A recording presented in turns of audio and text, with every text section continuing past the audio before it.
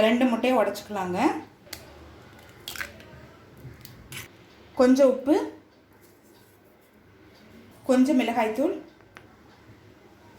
இப்போ இதை நல்லா பீட் பண்ணிக்கலாம். இப்போ இதை நல்லா பீட் பண்ணியாச்சு. இது கூடவே பொடியாக நறுக்கின வெங்காயத்தை சேர்த்துக்கலாம். பொடியாக நறுக்கின பூண்டு, கொஞ்சம் பச்சை மிளகாய், கொஞ்சம் கொத்தமல்லி.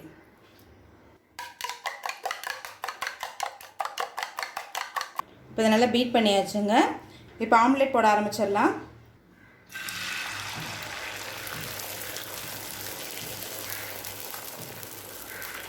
இப்போ ஆம்லேட் ஒரு சைடு வெந்தவுடனே திருப்பி போட்டுக்கலாங்க.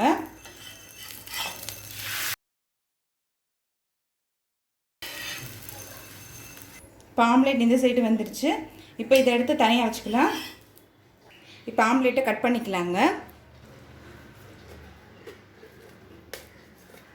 விரல் அளவுக்கு கட் பண்ணிக்கலாம். இந்த அளவு கட் பண்ணிக்கிட்டால் போதும்.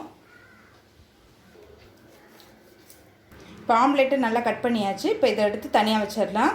கடாயில் தேவையான அளவு எண்ணெய், 2 பட்டை, 1 லவங்கம், 1 டீஸ்பூன் சோம்பு, நீளமாக நறுக்குன ஒரு வெங்காயத்தை சேர்த்துக்கலாம்.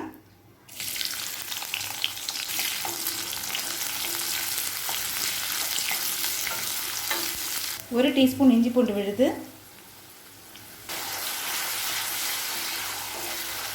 2 பச்சை மிளகாய்,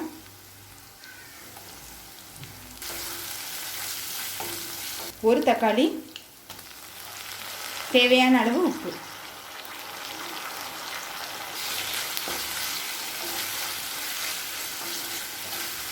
அடுத்தது 1/4 கப் கேரட், கொஞ்சம் பீன்ஸ், கொஞ்சம் கேப்சிகம். நீங்கள் காய்கறி இல்லாமல் கூட பண்ணலாங்க. காய்கறியெல்லாம் மெல்லிசாக கட் பண்ணியிருக்கேங்க, அதனால் சீக்கிரம் வதங்கிடும். இப்போ காய் நல்லா வெந்துருச்சு.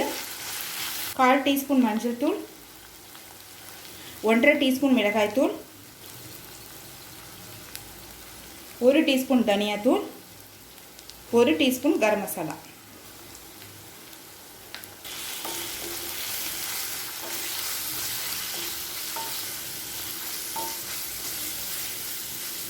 இப்போ மிளகாய்த்தூள் சேர்த்துட்டு 1 நிமிஷம் வரைக்கும் நல்லா வதக்கிக்கலாங்க. இப்போ மிளகாய்த்தூள் வாசனை போக 1 நிமிஷம் வரைக்கும் நல்லா வதக்கியாச்சுங்க. இப்போ இதில் நம்ம கட் பண்ணி வச்சுருக்க ஆம்லேட் இதில் சேர்த்துக்கலாம்.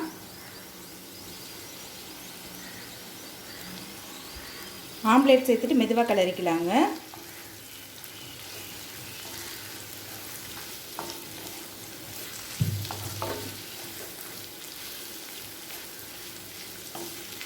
இப்போ மூடி போட்டு 1 நிமிஷம் வச்சிடலாம். இப்போ 1 நிமிஷம் ஆயிடுச்சுங்க.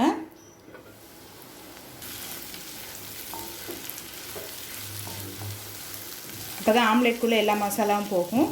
அப்படி இல்லைன்னா மசாலா தனியாக ஆம்லேட் தனியாக இருக்கும். அதுக்காக தான் இந்த 1 நிமிஷம் வைக்கிறோம். இப்போ இதில் 2 கப் சாத்து சேர்த்துக்கலாம். பாஸ்மதி அரிசி யூஸ் பண்ணுறேன். நீங்கள் விருப்பப்பட்டீங்கன்னா எந்த அரிசியில் வேணால் பண்ணலாம். கொஞ்சம் கொத்தமல்லி, இது கூடவே வாசனைக்காக கொஞ்சம் நெய் சேர்த்துக்கலாங்க. இப்போ மெதுவாக கிளறிக்கலாம்.